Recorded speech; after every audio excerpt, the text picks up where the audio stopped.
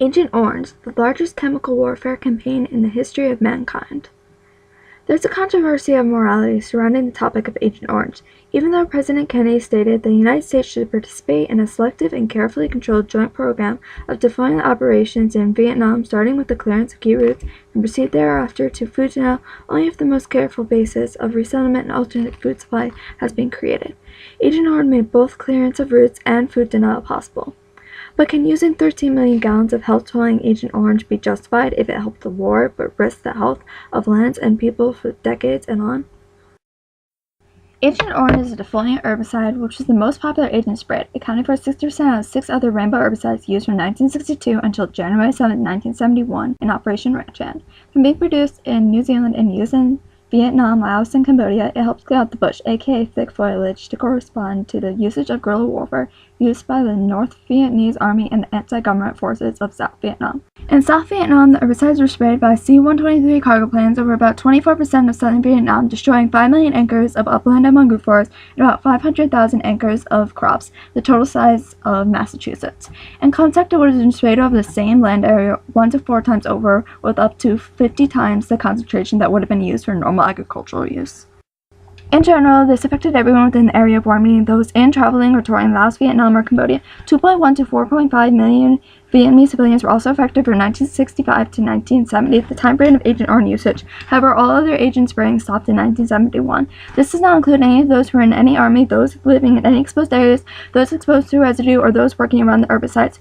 2.8 million veterans and 1,500,000 children with birth defects are estimated to have been affected by Agent Orange exposure by the American Red Cross.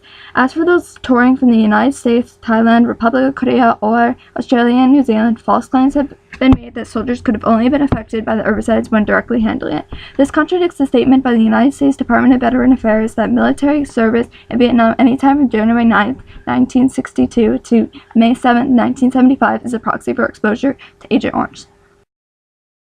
The health effects extending from then until now involve various cancers: liver, prostate, respiratory, soft skin sarcoma, chronic B-cell leukemias, Hodgkin's disease, non-Hodgkin lymphoma, affecting the disease-fighting network throughout the body, nervous system disorders like Parkinson's disease, skin and blood disorders like porphyria, cutanea tarda, multiple myeloma, and acne, and ischemic heart disease.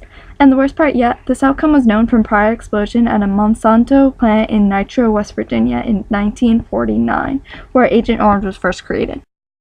And the denial of Agent Orange by the United States in causing health problems to Vietnamese citizens became a hot topic following the war. America claimed that the cancer-causing dioxin in Agent Orange had no link in causing dozens of devastating illnesses in millions of Vietnamese people and even United States veterans who couldn't get benefits. Even today, it's remembered the Memorial Day, August 10th, in which the first spray of the dehumanizing and defoliant chemical commenced in 1961. As the hard feelings between the two countries have softened, so too have the United States stand on Agent Orange. The United States recently began a $43 million joint project with Vietnam to clean up the site of the former American Air Base in the central port of Dong Nguyen, where Agent Orange was located onto helicopters and planes for spraying. Lastly, herbicides like Agent Orange are not currently banned by the Chemical Warfare Convention unless they are used as a method of warfare designed to cause death, temporary incapacitation, or permanent harm to humans and/or animals, like napalm or the atomic bombs in Hiroshima and Nagasaki. For this reason, Agent Orange is no longer used today. All in all, the ends do not justify the means. Using 13 million gallons of Agent Orange with permanently tolling health effects cannot be justified for deeply scarring a country's land and people, even if it made futile warring a bit easier.